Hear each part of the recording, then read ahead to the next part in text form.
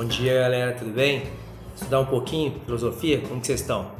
Bom, primeira coisa que a gente tem que entender, por que a filosofia surge na Grécia? A filosofia surge na Grécia porque realmente o espaço político onde as pessoas podiam discutir e expor suas ideias foi fundamental para desenvolver a filosofia. Outra coisa interessante é que os gregos adotaram o sistema escravista, ou seja, eles tinham escravos para fazer determinadas ações e aí o que acontece? Sobrava tempo para eles pensarem, tá bom? Temos três grandes filósofos clássicos. Primeiro, Platão, depois Sócrates, depois Aristóteles. O primeiro cara aqui que a gente vai estudar é justamente Sócrates. Ele era justamente o quê?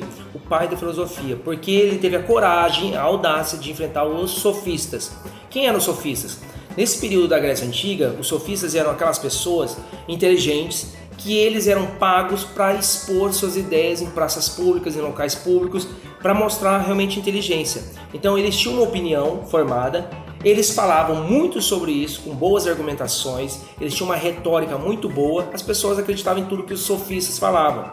Eles eram basicamente os caras que falavam, os conselheiros que falavam tudo, tá bom? Então as pessoas acreditavam fielmente. A partir do momento que o Sócrates fala assim, olha, peraí, a minha proposta é ir contra os sofistas. Então, não aceitar toda a verdade deles como se fosse uma verdade absoluta, é questionar isso. Esse questionamento aos sofistas vai gerar os primeiros ensaios filosóficos, tá bom?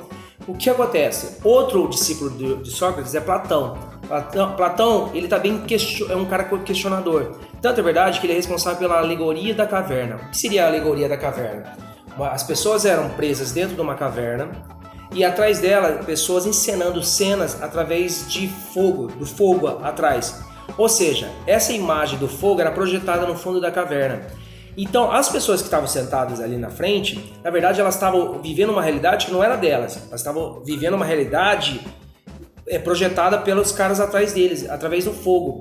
Isso, basicamente, um exemplo bem clássico é a televisão. Muitas vezes a televisão mostra o que ela quer mostrar, o que ela quer vender, a realidade muitas vezes que não é nossa. Então, isso é um mito da caverna. A partir do momento que as pessoas levantam e acreditam que aquela realidade não é delas, e elas saem da caverna e veem que realmente a realidade é outra, isso pressupõe que realmente a filosofia está dando certo na vida das pessoas, tá bom? Então, Sócrates, Platão e agora o Aristóteles. O Aristóteles vai desenvolver a teoria de ato e potência, ou seja, se você tem um ato, uma ação, e você desenvolve essa ação, com certeza vai ter uma consequência.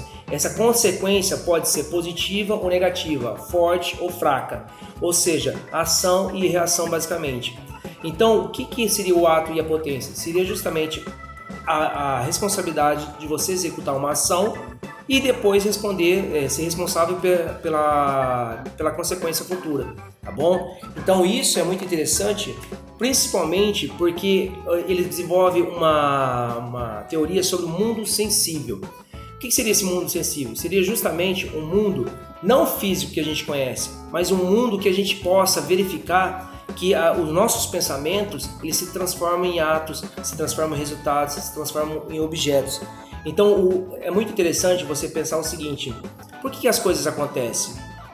Por que aquilo ocorreu? Por que realmente aquela coisa é daquela forma? Entendeu? A partir do momento que você começa a questionar, a filosofia começa a se desenvolver na sua vida. Isso é muito interessante para você se transformar num indivíduo crítico, analítico, um indivíduo responsável, um indivíduo que realmente pense em consequências futuras, tá bom? Muito obrigado, por hoje é só.